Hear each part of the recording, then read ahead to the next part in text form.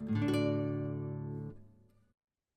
Allegra Houston, and welcome to the Imaginative Storm Writing Prompt of the Week. I'm still traveling. I'm still in the UK. My collaborator, James Nave, is in North Carolina. And so I'm doing this video for you again solo today. So every Saturday, we meet with a group of people on Zoom. Whoever wants to show up is welcome. People Zoom in from all over the world. We had, I think, 27 or 28 people today. And maybe you will join us one of these Saturdays. You are very welcome to, and you will always be able to find the link in the footer at imaginativestorm.com. So this is what we do. We choose an image in advance to use as a prompt. We put it up on the screen for 2 minutes and ask everyone to generate a list of words. Then we go around the Zoom room and take one word from each person and create a community list. And then we write for 10 minutes and then we read what we wrote aloud. So that's what I will do for you today with all the timing done for you. So first step is the image. So as you look at this image for 2 minutes, just make a list of words, whatever words pop into your head, or short phrases. They don't have to be single words, but you can, short phrases or single words. They don't have to have anything to do with the image at all. The more random, the better. So here's the image now.